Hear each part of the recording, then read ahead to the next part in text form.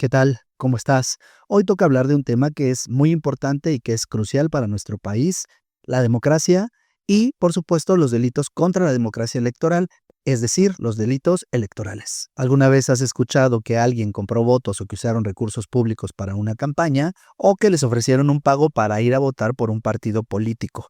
Esas mañas de la vieja escuela política son las que vamos a analizar y que constituyen un delito.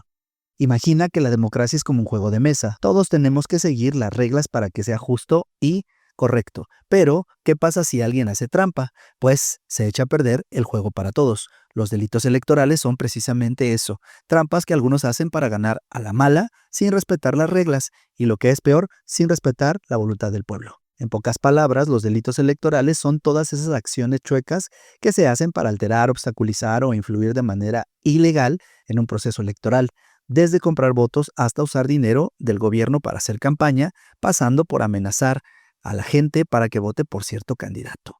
¿Sabías que en México tenemos una historia larga y la verdad bastante triste de fraudes electorales? Desde la época de Porfirio Díaz, que se reelegía como si fuera el dueño del país, hasta la famosa caída del sistema electoral en 1988.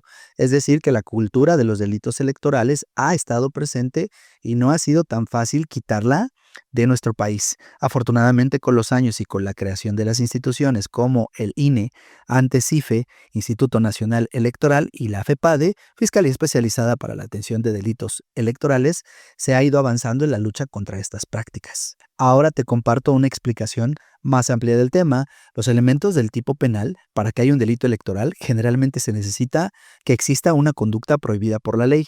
No es como que a alguien le caiga mal al político, tiene que haber hecho algo malo, que esa conducta esté tipificada, es decir, descrita en la ley como un delito, que exista dolo, es decir, la intención de cometer el delito, aunque hay delitos que pueden configurarse aunque no haya existido mala fe. Que se cause un daño o peligro al bien jurídico protegido, en este caso, la democracia. En el núcleo del tipo penal, aquí es un poco más específico, depende del delito. El núcleo puede ser comprar o coaccionar el voto, utilizar recursos públicos para fines electorales, recoger credenciales de elector de manera ilegal, obstaculizar el trabajo de los funcionarios electorales, realizar actos de violencia política y, en fin, hay una lista larga de conductas que pueden constituir delitos electorales. Respecto al bien jurídico protegido, aquí el bien que estamos cuidando es la democracia y la libertad del voto. Queremos que las elecciones sean limpias, transparentes y que reflejen la verdadera voluntad del pueblo. Respecto a los sujetos, en este delito tenemos el sujeto activo. Puede ser cualquier persona, desde un ciudadano común hasta un funcionario público, un candidato o un miembro de un partido político.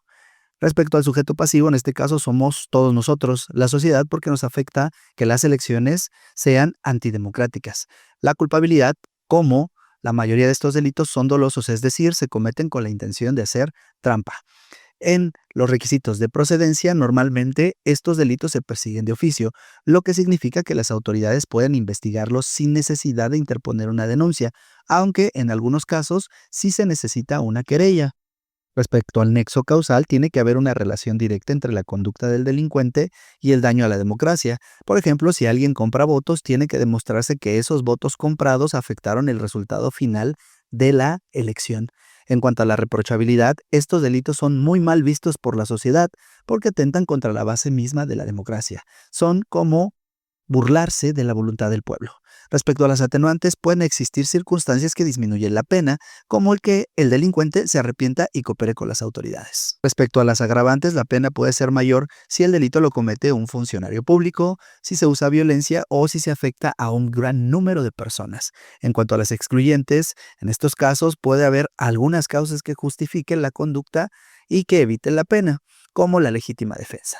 Te comparto ahora los conceptos clave para esta clase. Democracia, forma de gobierno en la que el poder reside en el pueblo y se ejerce a través de elecciones justas y libres. El voto libre y secreto, derecho fundamental de los ciudadanos a elegir a sus representantes sin presiones ni intimidaciones. Compra de votos, ofrecer dinero u otro tipo de beneficios a cambio de un voto. Coacción del voto, amenazar o intimidar a alguien para que vote por un candidato o partido determinado.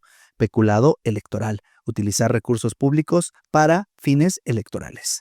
Ahora te comparto algunos ejemplos reales de fraude electoral que se han presentado en México. El caso Amigos de Fox. En el año 2000, durante la campaña presidencial de el expresidente Vicente Fox, se descubrió un esquema de financiamiento ilegal a través de la asociación Amigos de Fox. Aunque Fox no fue directamente implicado, el caso manchó su campaña y puso en evidencia la facilidad con la que se puede burlar la ley electoral. El caso Monexgate. En 2012 se acusó al PRI de utilizar tarjetas de prepago de la empresa Monex para comprar votos durante la campaña presidencial de Enrique Peña Nieto. El caso generó mucha polémica, pero al final no hubo sanciones significativas. El caso Pemex Gate.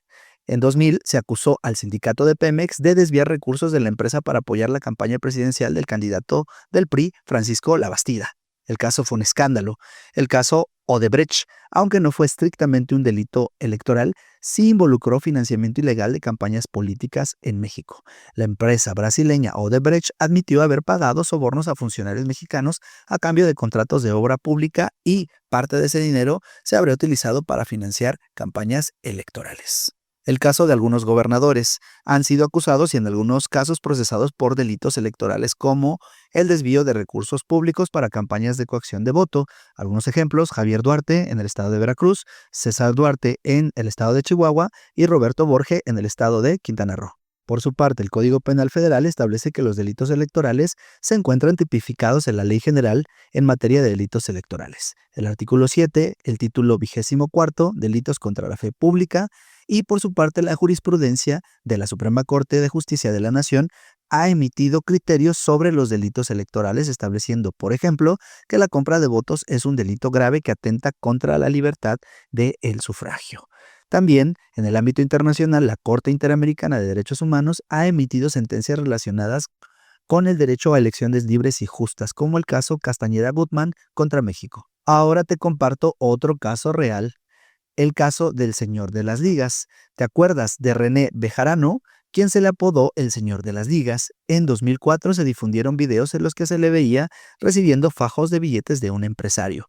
Aunque Bejarano argumentó que el dinero era para apoyo político y no para su beneficio personal, el caso fue un escándalo. Otro caso fue la Operación Zafiro, que reveló un esquema de desvío de recursos públicos en varios estados financiados para el PRI. En resumen, aquí te comparto los puntos clave para esta clase. Los delitos electorales son acciones que atentan contra la democracia. Hay muchas formas de cometer estos delitos. La Ley General en materia de delitos electorales y el Código Penal Federal establece las penas. La FEPADE es la encargada de investigar y perseguir estos delitos. Para profundizar más en este tema, te recomiendo el libro Derecho Electoral Mexicano del doctor José Waldenberg. Es un libro muy completo y aborda todos los aspectos del derecho electoral. Espero que esta clase te haya sido de utilidad. Nos vemos hasta la siguiente.